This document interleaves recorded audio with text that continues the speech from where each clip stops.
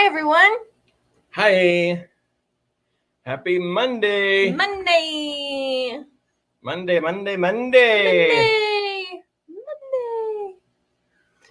All right. So, welcome to Monday. Welcome to Monday. We have a very special thing for you on Saturday. Ooh. So I want to announce this right away, is we're going to answer all of your questions around hypnotherapy certifications and those things that you just have those burning questions, and also tell you how our certification works and also what you get, which is over 100 audios, videos, and it continues to expand. So here's the link for the event. I'm going to go ahead and pop that in there right now. And it's just gobbledygook, but you'll see it in the preview, and then I'll also post it again, all in the different groups and things like that. So please join us. It is a private Zoom call, so you do need to just go ahead and schedule it. So you just go out to join event, and then it'll put you into that,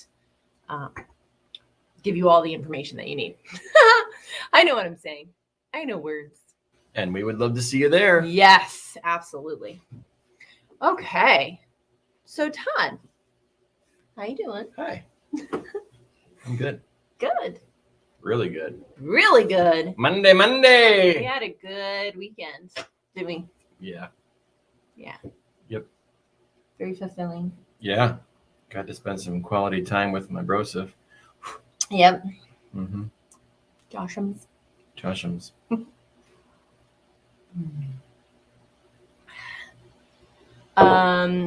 Last week I put this post out on my Facebook page, but I learned how to make chia pudding.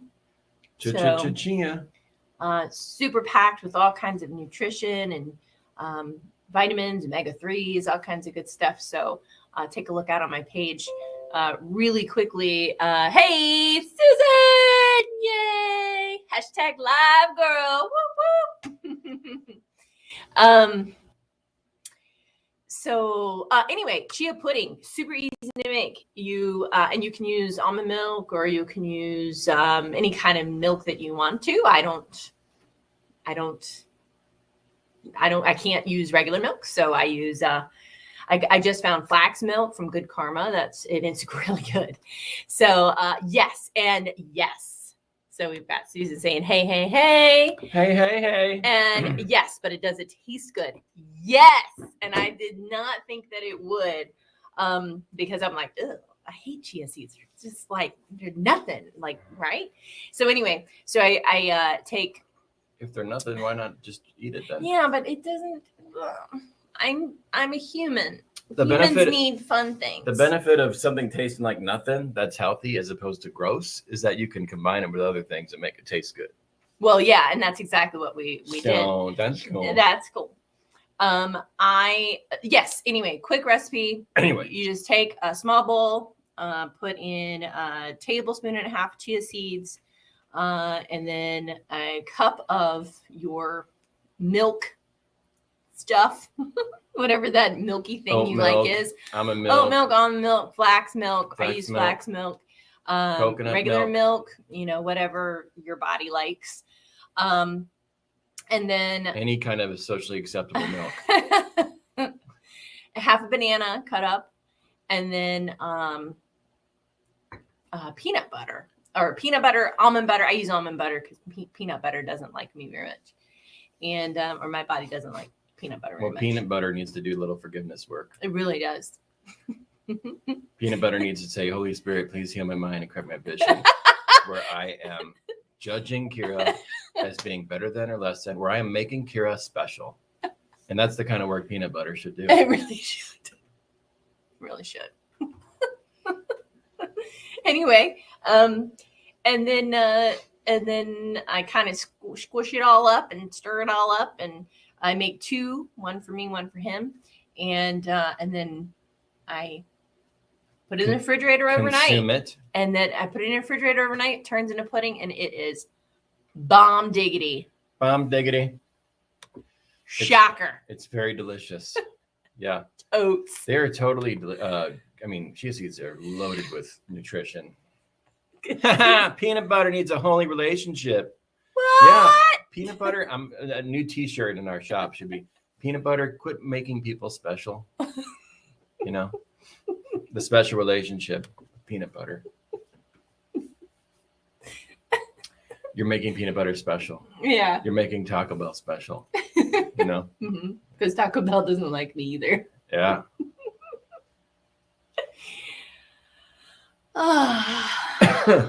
Should we start with the card? Sure. Off to a roaring start, I'd like to say. Did my workout beforehand. That really helps. Ooh, begging the question. I'm just kind of picking randomly. These are the critical thinking cards deck, critical thinking deck. They're $15 on Amazon. I might put the link out here. Begging the question, a circular argument in which the conclusion is included in the premise. The world of Zorbo the Great is flawless and perfect. We know this because it says so in the great and infallible book of Zorbo's best and most truest things that are definitely true and should not ever be questioned. So I think that saying circular argument, which the conclusion is included in the premise. So question those things that are not to be questioned. It is okay to go, is that really true? Is that really the facts? Yeah, it is. Why is that? But why is that? Because it's true. Yeah, but why? Because it is. Be your 3-year-old self that harassed your parents and said, but why? But why? But why? Because that's just the way it is. It's like, is it? So sometimes we won't find the answer, but at least if we're asking, then we have more of an opportunity to become open to a different response. Curiosity is a very good thing. Yes. Very good thing. No matter who you are, no matter what you know, it is a very good thing. Very healthy. Yes. Yes. Okay, Kyra. Ask the question. Okay, Susan. We'll get you the link. Susan, we'll give you the link to the cards. Sure. Yep. Ooh, now True. this is kind of a Because my mom said. Because my mom said. Come over here and get in the hose with us and get wet. It's fun. Why I can't get wet. Why not? Because my mom said. That's like a running joke. That was what the neighbor kid said back in the day. He was never allowed to do anything. My mom said. My mom said. My mom said is a complete sentence. It is. Yeah. Yeah. I mean, that was it back then. That was it. That was gospel. And then that kid spent thousands in therapy undoing the my mom said scenario in his head.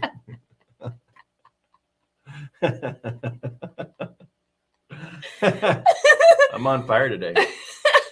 Man, you get him exercised up. Fucking cats crawling up trees. 5 times 5 is 25. Fuck this place. Fuck it. Shawshank Redemption. Yeah, that's a quote from another show. Yeah. And he's taking his electrolytes. Yep. Self-care, man. Self-care. After a couple of days, that energy starts coming back. You are on fire. You two are so funny. Oh my God, you two are so funny. She didn't say it like that. She didn't say it like that. That's how I say it. Oh, thank you, Susan. I'm glad someone thinks so. We sure do. Obviously. Negativity bias. You allow negative things to disproportionately influence your thinking. Oh God. That's just that's just the world.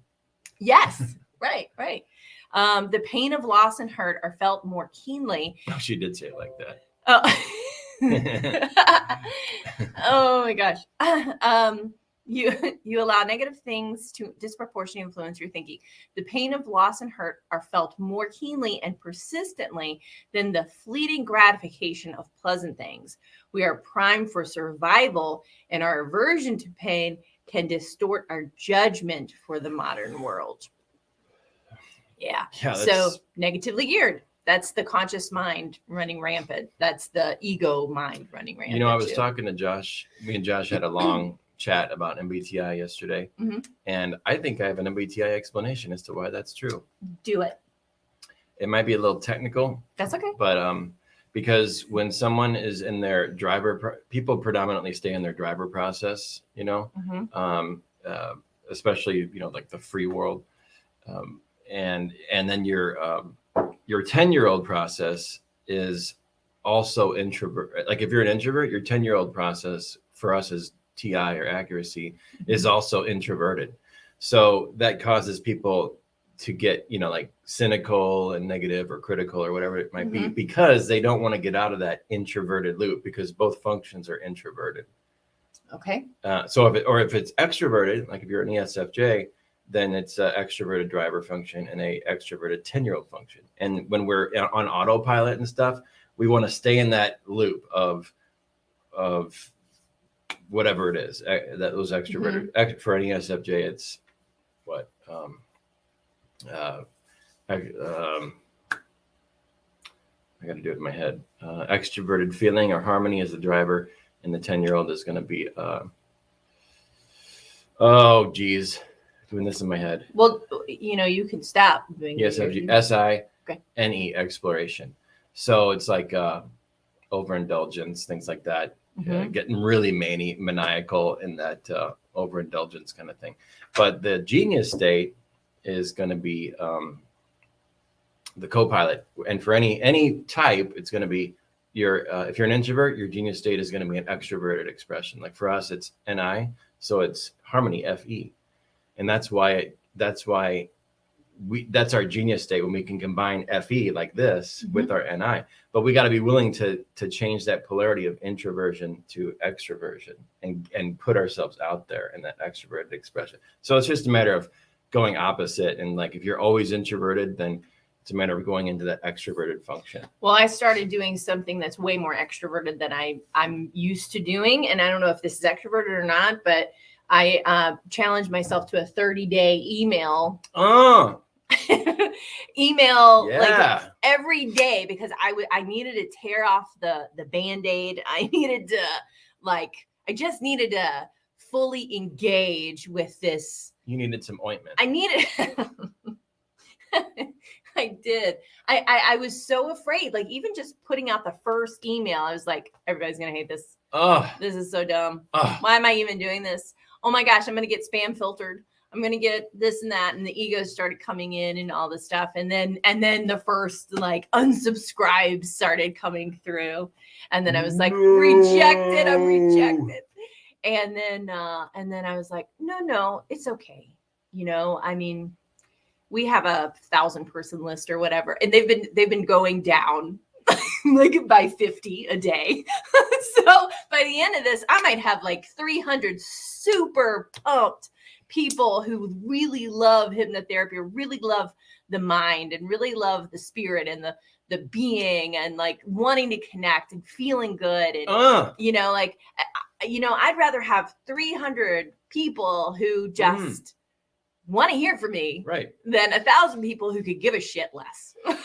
You know, absolutely. So I'm kind of, that's called a qualified list. Yeah. I'm kind of in that place where I'm like, no, I like what you've done.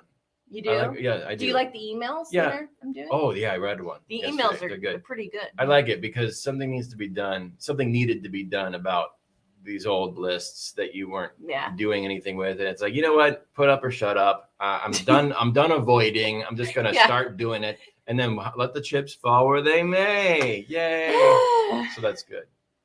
Yes. That's good. Very good. Yes. So let's do a breakdown for Susan. Yes. Okay. Can I pull up the... Yes. Let me play with that for you to make it quick and easy.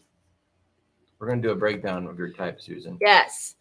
Susan's also saying, love the email challenge. Woo! It's something.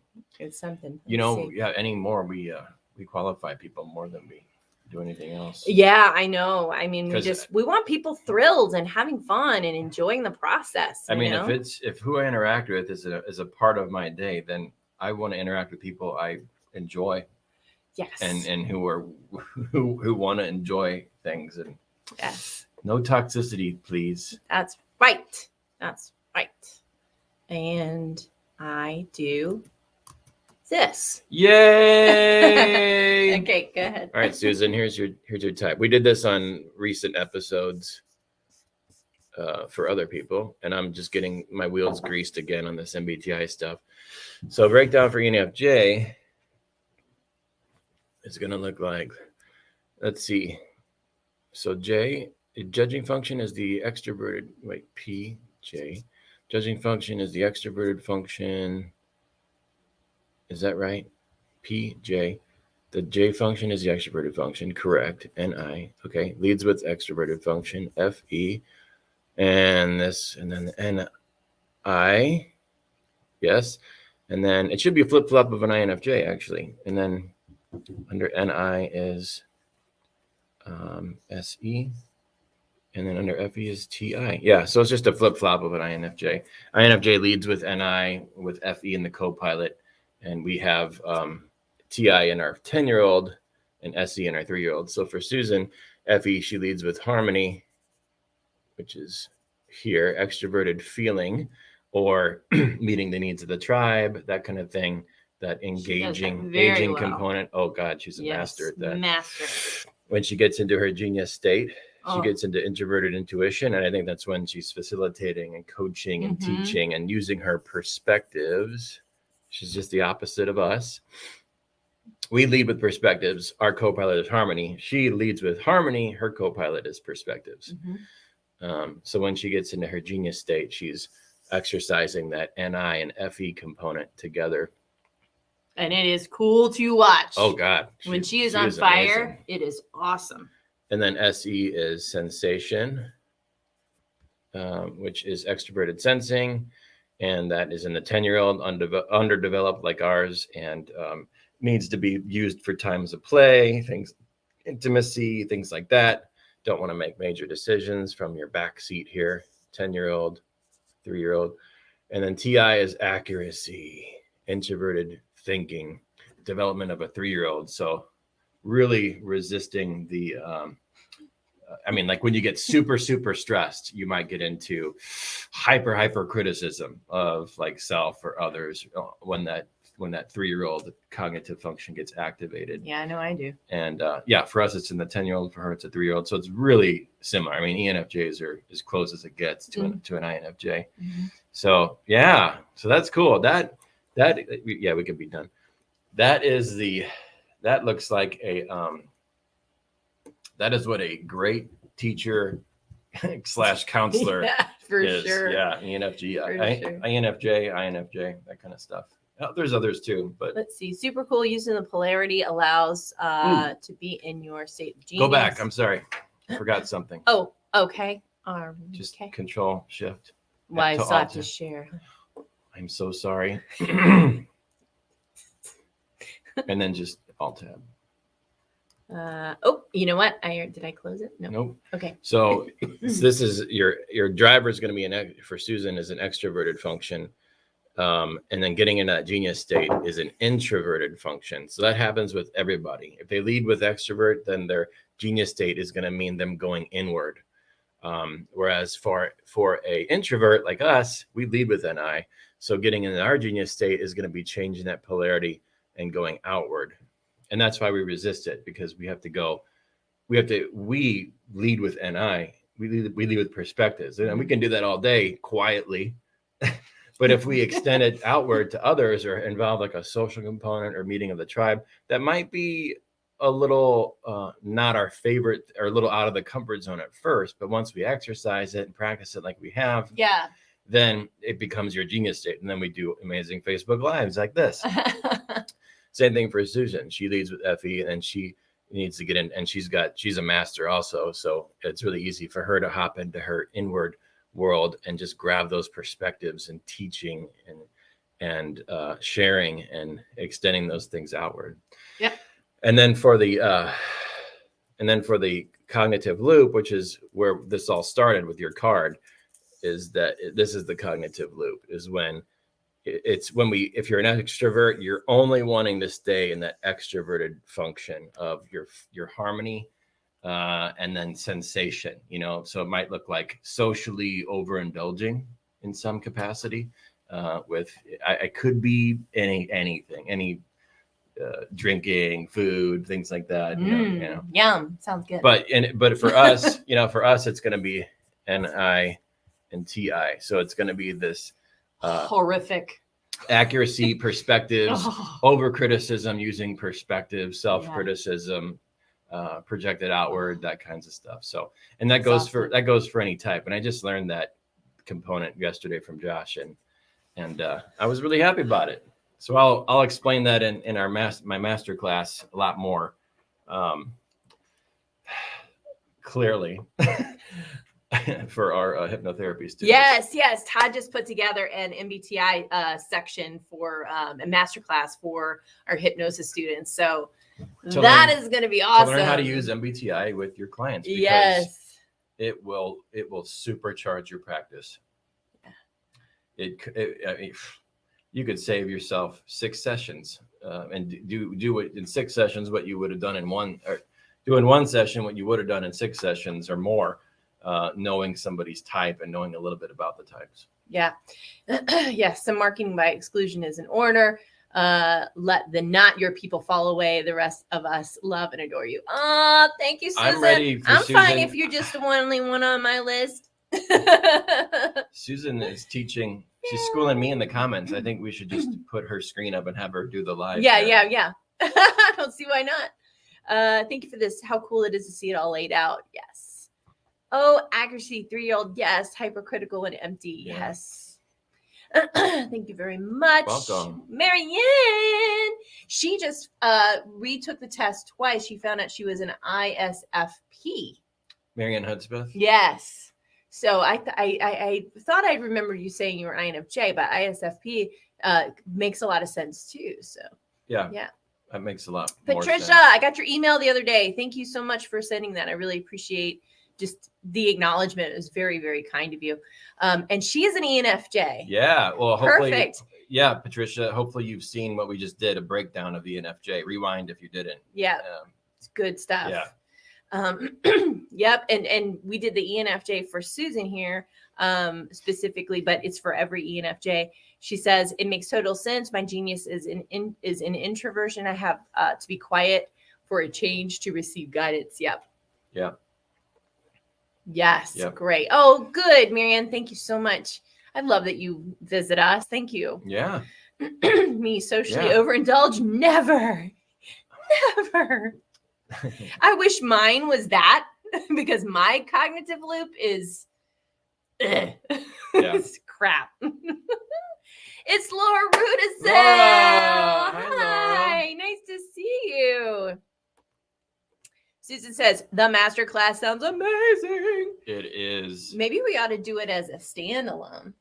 We could. Yeah, we could do like a a coaching, maybe a coaching call too, or something like that. It'd be fun. I hope the A is not for something I don't want to hear. Oh, I think I know what she's talking about. Okay. She probably went to like 16 personalities or something like that. Oh yeah. The dash A, the dash T. You can disregard that, Patricia. Yeah. It's not important. You should go. I would go to personalityhacker.com and do your test there. Yeah. That's going to be more reliable results as well. Let me put that in here. Eileen. Hi, Eileen. Personalityhacker.com. Hey, girlfriend. Hey, girlfriend. What you doing? What you doing? Oh, yes. Hearts. All right. So that was good. That was a good quick breakdown. I put in the comments also right at the start. If you guys are interested in learning about becoming a clinical hypnotherapist, you see this gobbledygook here. I'm going to see if I can just copy it and Nope, I sure can't. They might be able to click it. Yes, you'll Or be able to click it if it's copy in it the and paste comments. it. Yeah. But that's a Facebook event that we set up. It's actually going to be a Zoom call. So you can just click the link there that says join this event and sign up. We have 2 days and times that we have available. If you want to learn about what you would be getting with your hypnotherapy certification, if you have questions about hypnosis, training and what all is included in your stuff, which is over 100 audios and videos, and It's very now an robust. MBTI training, marketing and business and sales training. marketing too. and business So and sales training. If you have a holistic practice, adding a hypnotherapy certification will further legitimize your practice, because hypnotherapy is one of the few alternative modalities that is backed by the American Medical Association. So it is a legit therapy. The public knows about it. The public is curious about it. And it is a great kind of a catch-all to bring people into your practice, and you can use it, combine it with other services, things like that. If you are already a holistic business owner, our hypnotherapy certification includes business, marketing, and sales training, and some now soon MBTI training, so that you know how to set up your practice from scratch, so that you can financially provide for yourself and your family. Yeah. It's awesome. It's very robust. It is awesome. Yeah.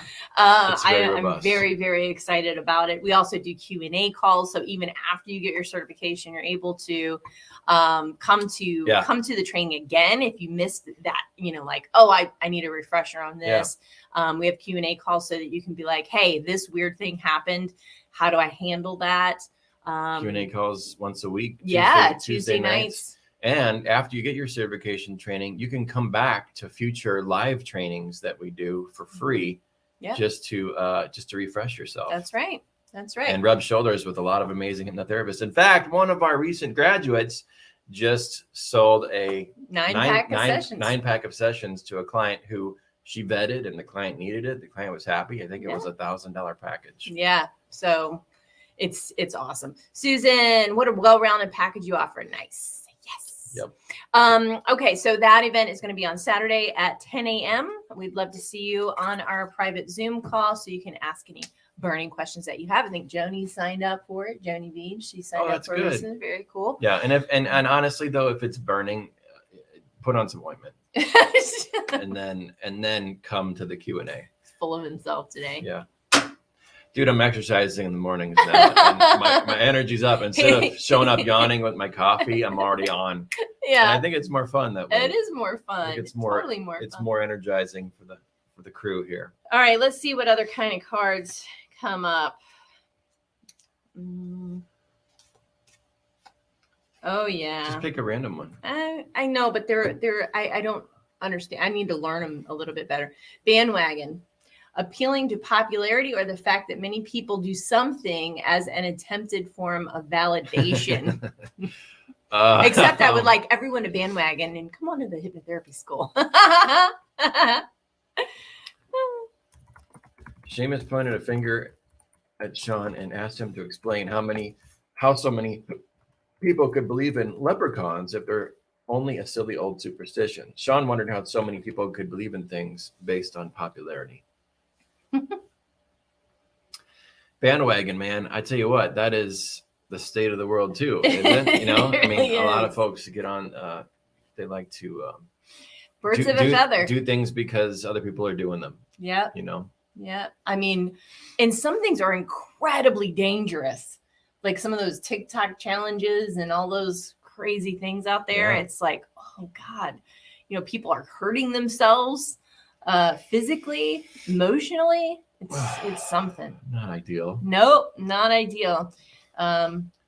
Everybody has their classroom. It's coming to you whether you like it or not. So, make it I just as soon make the classroom as least volatile as possible, as least hostile as possible, as smooth as possible.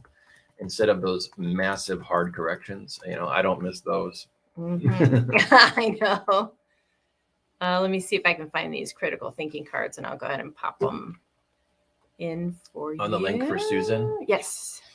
And anyone else who might want them. Okay. Yeah, they're really good. Really good. Like if you do any kind of group facilitation work, which I know Susan does, cards like this are great icebreakers, great to get the ball rolling. Mm-hmm. These cards, she's got like, I don't know, 10, 12, 15 decks sitting around here. I do. I really do. Maybe give Susan the ACIM deck too. Mm-hmm. Yeah, she would know what to do with it better than I do. I can't find this. I can't find this thing. We here. can post it. Yeah, we'll post it after later. the live too. Okay. In the comments, and she'll get it. They'll get a ding if a new comment. I think so. Yeah. Yeah, and wherever you're watching from, if it's on Facebook or YouTube, click the bell, and then you get a notification when we go live. Yeah. Ambiguity, using double meanings or ambiguities of language to mislead or misrepresent the truth. When the judge asked the defendant why he hadn't paid his parking fines, he said that he shouldn't have to pay them because the sign said "fine for parking here," "fine for parking here," and so he naturally presumed it would be fine to park there. That would not fly. I was always fascinated with ambiguity, but it was so vague. I just didn't move it. Oh, you're funny. Using double meanings or ambiguities of language to mislead or misrepresent the truth.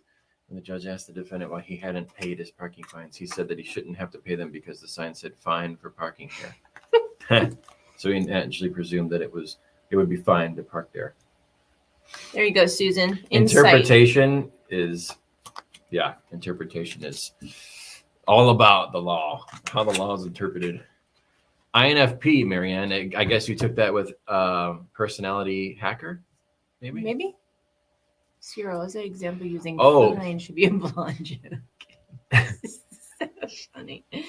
One of my INFP friends was testing differently, and then I forwarded him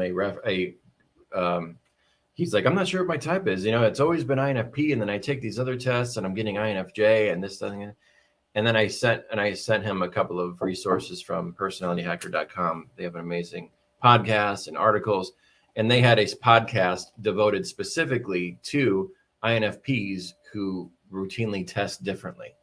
Oh, interesting. So that's like an INFP thing. It's a thing. To test and come up with different results. Yeah. So that might be a good podcast to check out if you're testing INFP or if you've tested other ways. Maybe I can put that in the comments too. You guys are awesome. I love INFPs. My best friend is an INFP. Some of my closest friends are INFPs. Yes. Yeah. Your best friend's an INFP. Yeah. Yeah. So, whatever. Okay. So like, for example, I'll just shout out a few of these for you, Susan, in an insight card. Whatever mistakes you made, the truth about you is unchanged. Creation is eternal and unalterable. And that's from the workbook.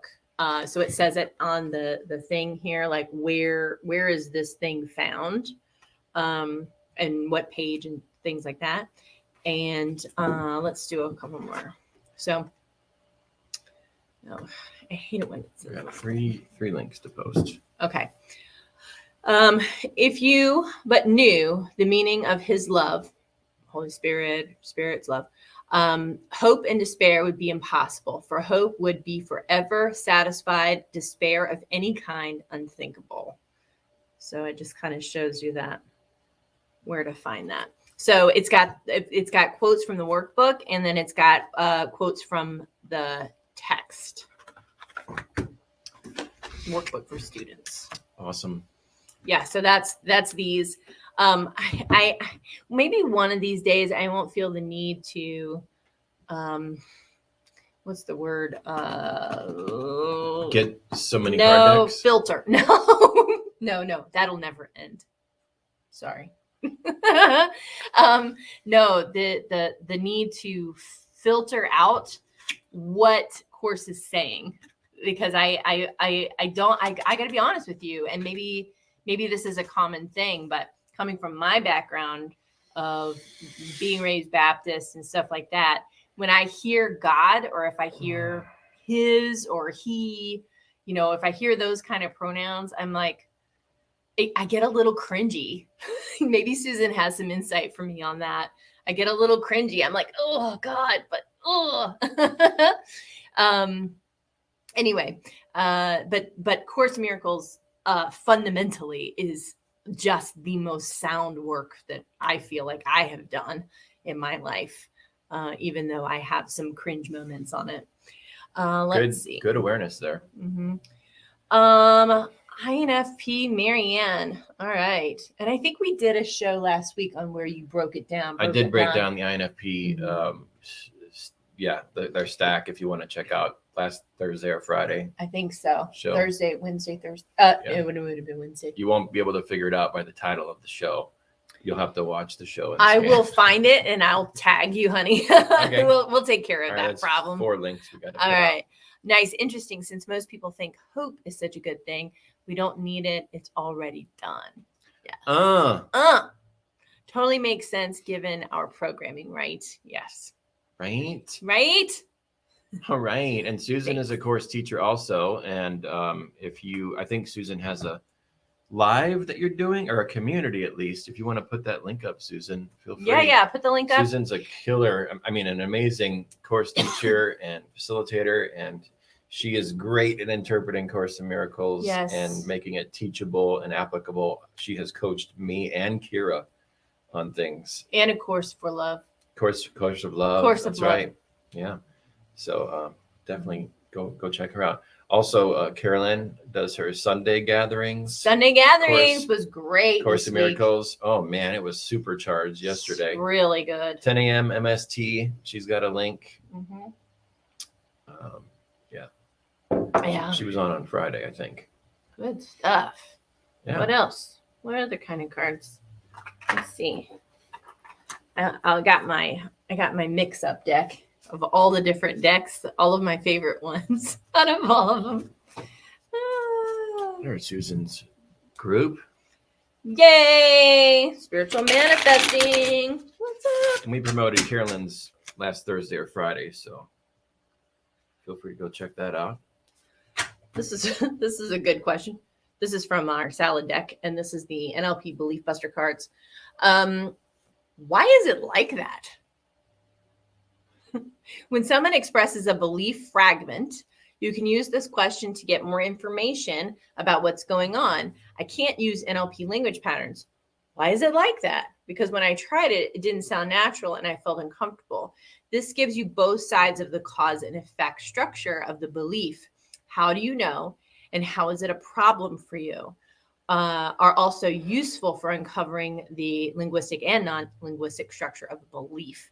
So when you're thinking about this yourself, when you're taking this into consideration for yourself, and you have a belief come up, which I recommend writing out all the beliefs you have, specifically the bad beliefs, the ones that seem limiting, the ones that are, holding you back from moving forward. And then asking yourself that question, why is it like that? And you don't have to do anything with it. You don't have to be like, okay, I have to figure this out now. You don't need to do that yet. You can just become aware. That's it. Become curious, become aware, information gather. That's it. And then go from there, and right now it was interesting. We were watching kind of a scary show last night, but there was a part in it where, it was actually a group therapy meeting. And the guy said to a newcomer, he said, you don't have to, you don't have to do anything. You're brand new. You just walked in the door. Just walking in the door is enough. I heard that when I went to Bikram yoga for the first time. And they said, you walked in the door, you get the prize. Now sit down on your mat or lay down on your mat or do whatever you need to do to get comfortable with the fact that you took a big step of just walking in the door. And so that particular question, why is it like that, is just the walking through the door. which I think is really empowering. And when you work with your clients as a hypnotherapist at hypnotherapieschool.net, you can ask that question to your client and be very open to whatever it is that they come to you with, because you're not responsible for the answers. You're responsible for the questions.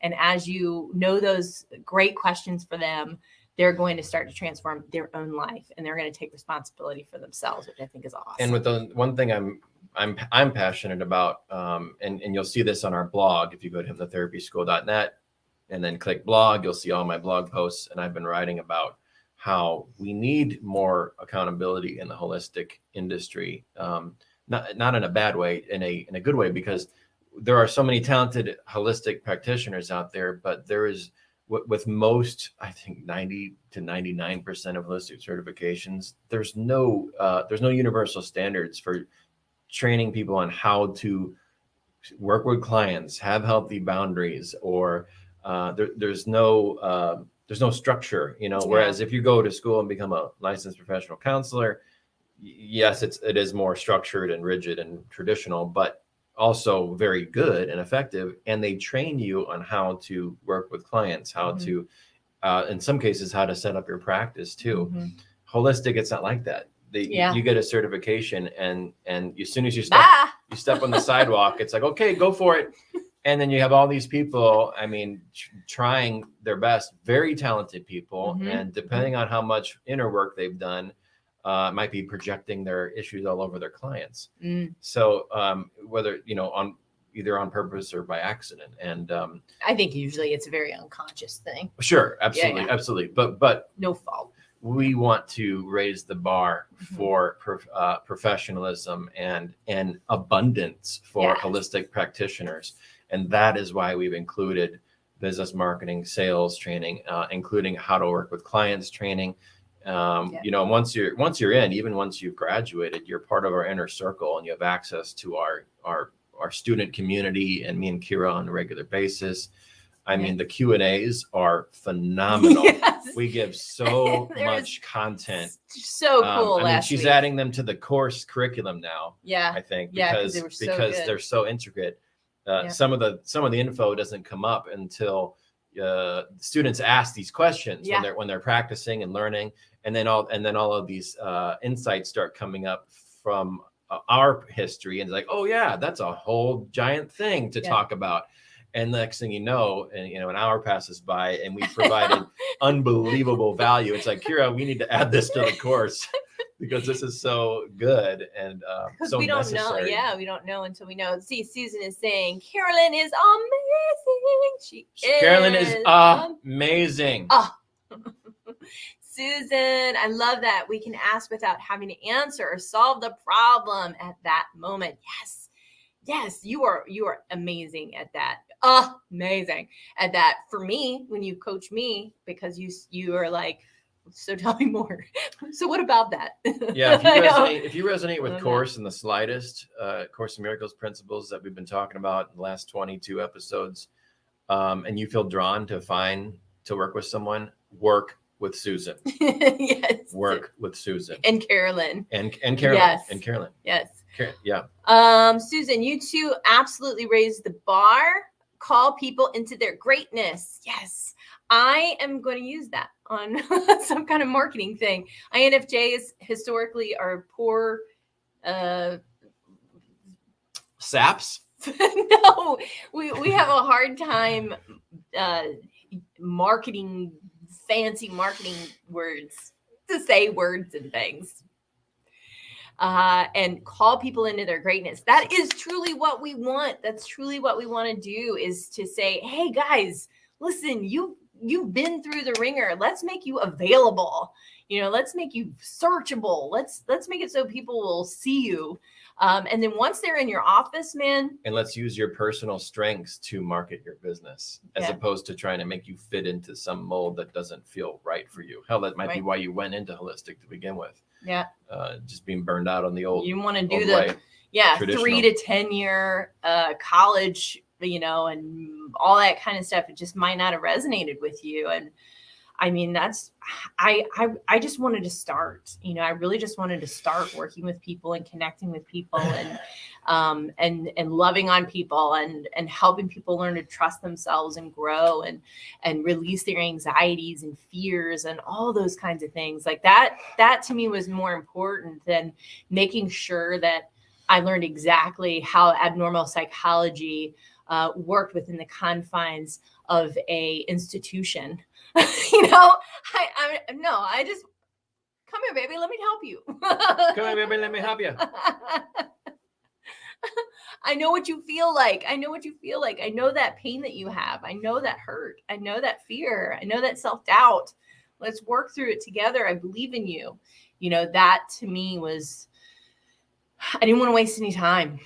I really just didn't want to waste any time. I had one of those moments that I think a lot of people who join us on these calls have had, where it was a rubber meets the road situation, kind of a wake up, put up or shut up moment, where I was like, oh, well, I got a choice. I'm either going to die here, or I'm going to make significant changes in my life so that I can actually be of service. And so when I personally made that choice, everything else started falling into place. And so, if you've had one of those moments, I'm like, I can't waste time. I need to get what I need to get. So I need to learn, I need to educate myself, and I need to get out there and start putting rubber to road and see what happens. That's right. Yeah, right. Put energy into motion. Yeah, and I'll give you all a big tip for anyone watching and anyone who will be watching. If you're thinking about going into holistic practice, or you want to work with people, or you want to expand and become more credible with a hypnotherapy certification, and I was just telling this to a friend yesterday, actually. It's like, man, I feel like I want to expand. I feel like I want it, but I don't know what to do. Or I might want to go in business, but I don't know what to do. I didn't mention hypnotherapy or anything, but I said, well, because it was the main thing is to practice. Give yourself that outlet now. That outlet now. And as you build momentum and as you use your faculties, doing something you enjoy doing, like these unscripted, for example, they're more for us than they are for anybody else, honestly, because it gets our energy in motion. Yes. And we also promote our business. But the main thing is to give yourself an outlet to do it. Like, I know that from my friend, that FE component, that harmony component, was really not getting the attention it needed. So it's like, dude, you have to connect with people. You've got to, online, in person, whatever it is, you've got to find a way to get more stimulation. You're feeling depressed because this one category in your cognitive stack is being completely ignored. And it's an important part, it's in your front seat. It's the thing that's right.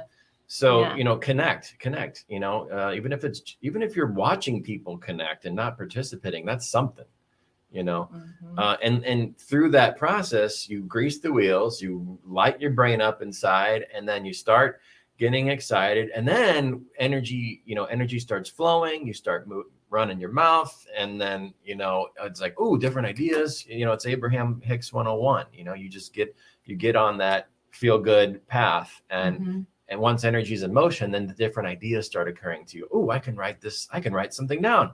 I can write a blog. Oh, I can do a video. I can do this. And I think a lot of people with holistic certifications, since the last 10 years, so many people have wanted to start a holistic business of some sort. I think instead of thinking, oh, what do I need to do to be successful or keep up with the Joneses or my friends who are all doing this, instead of thinking, letting the ego kind of lead everything and say, oh, I have to get from here to there. No. Don't put the cart before the horse. It has to be organic.